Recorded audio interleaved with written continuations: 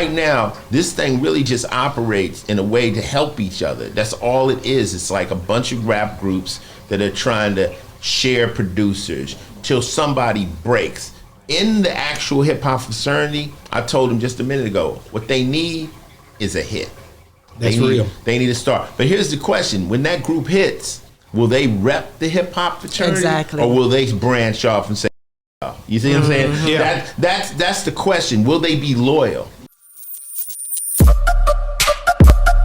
Yeah, we on Boss Talk 101. Yeah, we gonna talk. Oh, hey man, HHF. Hey man, y'all, if the chant didn't come, I don't know what's going on. One more time. HHF. Man, hey man, guys, man. So hey, what's going on, James?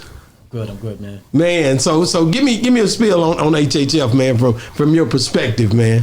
What do you do with HHF? I'm the president and national spokesperson for the hip hop fraternity, James C.B. Gray, and I'm honored to have this opportunity by Brother Ken Ivey, aka Pimpin Ken. So I'm just, it's a pleasure, it's an honor, and I'm just happy to be here and to do the work. Wow. So how long have you been with HHF? I've been with HHF from the beginning. Okay. In this capacity as president and national spokesperson for the last 2.5 months. Wow, that's heavy, man. So when you first got into it, what was the main thing that drew you to it? Oh, first of all, Brother Pimpin Ken.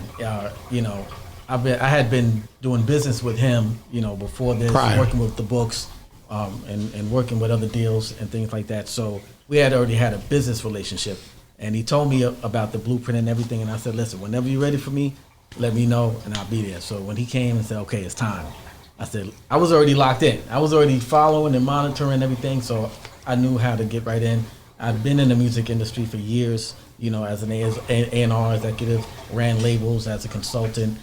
And then on the political side of things, as a sitting politician right now and a political consultant. So it's like the best of both worlds for me, and also being on the business side of things for a long time as well. So it was right up my alley. Wow. So how many, you're on the East Coast, so yeah. How many members are up here on the East Coast? About 120 right now. Okay. Yeah. That's big, man. Yeah. So, and you international. I heard the accent. Well, give me your name again, because I mess it up. I don't want to mess your name up. My name is Vado. Vado, man. V-A-D-O, yeah. Is this an African dialect? No, actually, Vado means the DJ is here. I'm a DJ. I'm a former DJ. What I'm saying? So when you say DJ Vado, meaning like the DJ's in the house. You know what I'm saying? It's an African thing. It's from Togo. That means the DJ's in the house. That means I'm here. Wow. Yeah. So how did you end up with HHF? I mean, we started from the earlier. I think we were like 4. You know what I'm saying? When we first linked up with Pimpin Ken, and then that was like 2.5 years ago, and I actually met Ken through a friend of mine. He told me that Ken needed some assistance, become a videographer, I'm a director, and I'm a graphic designer. Wow. So he needed some assistance on the graphic part of the media part. So that's why I came in. Wow. So you when you think of HHF, I mean, is things going on in Africa and other countries with HHF? Yeah, we actually have a chapter in Nigeria. Wow. We have a chapter in Cameroon, and then we have a chapter in Haiti. You know what I'm saying? And that's just the beginning. That's just the beginning. Africa is very, very big, and I'm a CEO of HHF Africa too. So man, stop it! You see how he smiled when he said that. Yeah. Man, that's big, man. Like I really, when I first talked to Ken about the whole HHF movement, man, it was just seeing people connect, brothers connecting like that. Mm-hmm. I had to respect it, man. So I'm so proud to even be affiliated with you guys, man. And that's why it's big, man, when you can come into something and see brothers connecting. And you know how I am about that. I was like, man, brothers connecting, I'm all in, man, because you don't see it a lot, you know what I mean? But to even the word, the HHF, the hip hop fraternity, that shows the unity, man, is just powerful to me. So, man, big ups, man. Thank you. Not only just connecting, but showing everybody that you can be a boss and how to educate each other, because some people are so stuck in their regular routines of what they do, and they're comfortable in their life, not knowing there's elevation in everything, and being able to reach back and help somebody else to come up. And that's what I like about it as well. And you talk about having it in Africa, but how many more chapters are you trying to even branch out from that chapter? We're trying to get a whole Africa, the whole, every country in Africa, we might have a couple chapters in a couple countries, just like we do here, in the US we got like 30 chapters already. So, Africa is really big. So we can have as many as we can, as people can tap in and, get to know the HHF, follow the vision and just spread the word out. And do you keep the vision exact, or should I say not the vision, but do you keep the program exactly the same in each country? Because you know how sometimes when people franchise things out or have different chapters, it's a little bit different because of the culture, because of who you're dealing with. So is it going to change a little bit because of that? Our core value is love, peace, and respect. You know what I'm saying? That means that, that can go anywhere, international. You can be in Mexico, talk about love, peace, and respect. You can be in Africa, So the message, that core message is always going to be the same. But now there's going to be some culture flavor in there that you add to it. For example, Nigeria got different culture, different flavor. Other countries got different. But the main core is peace, love, and respect, Yeah. Okay. All right. I'm gonna get to it now. So Ice, man, what's going on, man? When you hear about the hip hop fraternity, I know. So Ken, he done broke it down to me. Your advice was valuable, like in building HHF. What did you say to Ken that was so influential? Well, the first actual hip hop fraternity would be Zulu Nation, out of New York City. Bambaataa and Africa Islam, the guy that put me on, they created a union of rappers out of New York that called themselves the Zulu Nation, which was a spinoff from the Black Spades, which was a gang. And they said, we have to create a unit, because if we have all this violence going on, ain't no girls gonna come to the parties. So they kind of turned into an anti-gang when they said you come in peace or leave in pieces. We gonna be serious. And then you hear groups like Tribe Called Quest. A lot of groups, are part of the Zulu Nation. The Jungle Brothers, of course, Soul Sonic Force. But a lot of the Bronx rappers were part of the Zulus. And it's really just a shout out. It's not like they're exchanging money. They're just saying we're all on the same team. So I was really intrigued with that, where it was like a union of rappers that all said, we under the same umbrella, we cool. And I saw that as power.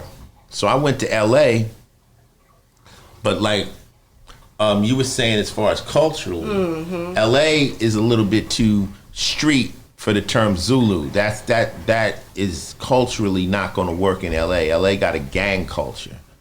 So I studied Lucky Luciano, who created a thing called the Commission, which was a group of the 5 families, the mob families.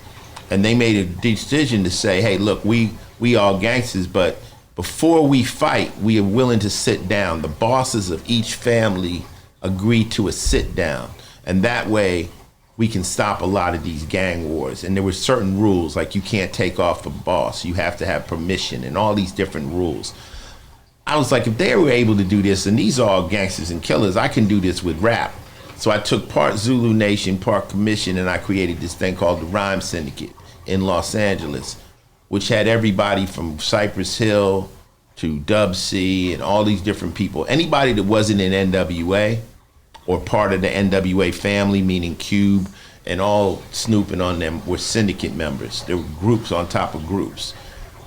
So the rule is, I'm not in charge of nothing. Like Kenny's not in charge of anything in the hip hop fraternity.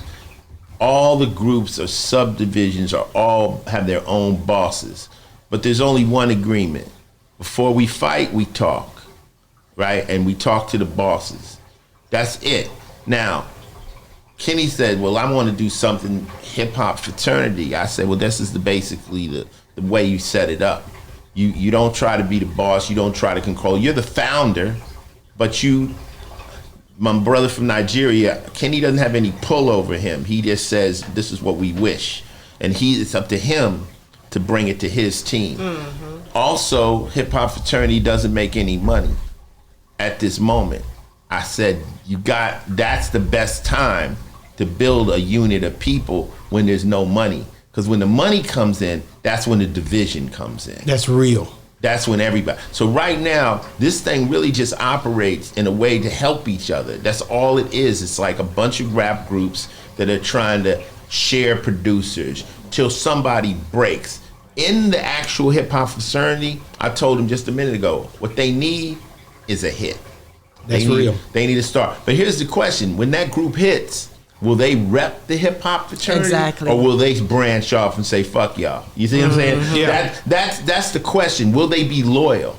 When I broke from Syndicate, I was loyal and I got Everlast a record deal. I got Donald D a record deal. I got Divine Styler. Whether those groups were big or hit, or Lord Finesse, I signed Lord Finesse. So all those groups I was able to help.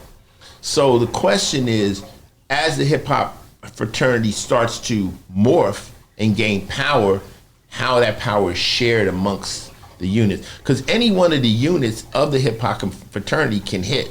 Something can happen. The Texas chapter could say, hey, we have this opportunity to build this or that. That doesn't affect everybody, but it still reps the name, and the name moves up. Yeah. See? Yeah. So it's a question of, it's still an experiment.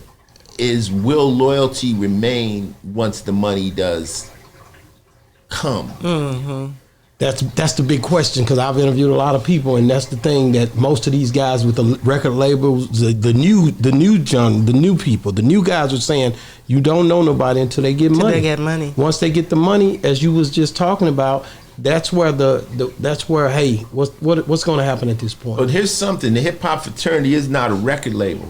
It's not even a management organization. It's just a group of friends that have all trying to, and my whole thing was, why compete? We all going in the same direction. Bam. And competitiveness in music is stupid. It's stupid because you can go out and buy anybody's record and buy the other person's record at the same time. You don't not buy another record because another record is out. Ain't nobody running out of money. You just don't like these other motherfuckers. That's why you didn't buy it. So the theory of my record dropping on the same day as 50 Cent, it doesn't mean I won't sell. If my record is just as good, it's gonna sell. So the competitiveness is something that's really petty. It's stupid. It's not even necessary, because everybody can eat in this business, but you got to have a hit record. So I think as the Hip Hop Fraternity merges into other levels, I think the real next move is Hip Hop Fraternity DJs. Wow. What Vado says, to where now you start to control what people hear. You got a lot of artists, but now how many DJs can you place in the clubs? To where you guys now have a little bit of power to where you actually can control what's being heard. Wow. Radio is harder, but the clubs, you can pretty much get a hip hop controller or infect him with some of the people from your clique. Man. Yeah. The man himself, man. Mr. Ken Ivory, I got it. What you got? I had a question. Feisty. Yeah. Okay. No, because you said it's a brotherhood of friends who are helping each other. So there's with a common goal. With a common goal. But so that means there's no contracts? No. That anybody signed to say that you have to do this or anything at all?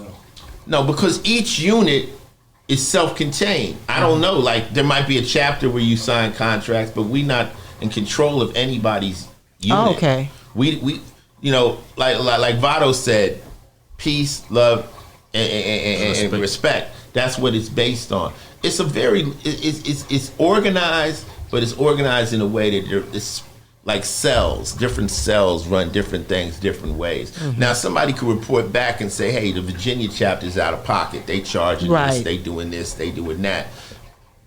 And who knows, Kenny might say, wait, man, they not really representing how we want to move, so they might be excommunicated, you know what I'm saying? Terminated. Right. But the object really is for all these cats that want to make it in business, in show business, to have an outlet. The thing is, there's management, there's production, there's video, there's TV. There's a lot of chances you can get if you have a team. if you have people that you can access and they'll come and help you. The same way we were able to get you guys to come here, that's part of the power of Hip Hop Fraternity. So it's a great thing, and I've always thought that it blew my mind when I heard about it, because I was like, man, so you telling me nobody has, you've patented it down so I can say this. Remember, we talked about that. I'm like, nobody has done nothing with that word, Hip Hop Fraternity. He's like, no, that's our own. I'm like, man, that's big, because you would have thought somebody, let me bring you in right. My guy, man, Ken Ivey, man. Listen, man. Well, you know, everything, you know, has its embryo stages. Yeah, you know yeah. What I'm saying? So, you know, not too many people can say that they're personal friends with Ice-T. You know, I know his wife, I know his kids, you know. I mean, he's just a good person, man, and the wisdom that he have. And you interview him today, you see how sharp he is, how he got a photographic memory, how he can rap about stuff he rapped about 30 years ago. So can you imagine being a fly on the wall with Ice-T? So, you know, to me, he's not just my brother, he's a mentor. You know, and I'm his mentee. So a lot of times, you know, a lot of people don't know the reason why I quit Pimpin, honestly, is because I saw Ice-T at the Players Ball, and I seen that he told somebody they can either take the grenade or the record deal, and that just changed my life. That's my favorite story. That changed the whole trajectory of my life. So, you know, calling Ice-T and, you know, him advising me, and he talking about the rap syndicate and telling me all these other rap stories and stuff that I've been hearing for the last 25 years, I just thought it would be fitting, you know, for us to bring brothers together. You know, I know Ice-T can't be an active participant. You know, he has law and order. You know, like he said, he got to take care of his family. But I, you know, have several businesses. Everyone know, you know, I make money in my sleep. So, you know, I can spend a little time with the children, you know. And basically, the whole objective of the Hip Hop Fraternity is to bring everyone together, create what I call a think tank in hip hop. So with a think tank, what happens is we all be able to compare each other notes. You know, I know you heard the infamous story about P. Diddy and Master P being on the plane, and Master P said how much it cost. He said $30,000. He asked P. Diddy how much. He said $30,000. Both of them was paying $30,000 for the same flight. Well, that's the record business. You know what I'm saying? 15% of royalties, while the record labels get 85% of the royalty. So what that means is, say if you made $1 million for the record company, you would get $150,000, and the record company get $850,000. But if you got somebody like me or Ice-T or like James or like Vado can say, hey man, listen, like Ice-T said, you know, in one of our documentaries, he said, I'm here to let brothers know, don't go down there. There's trouble down there. So, you know, that's what the Hip Hop Fraternity is. We we throw an alarm clock in the graveyard. You know, we teach you how to, you know, we don't tiptoe past the medicine cabinet because we want to wake up to sleeping pills. Yeah. Yeah, we on Boss Talk 101. Yeah, we gonna talk.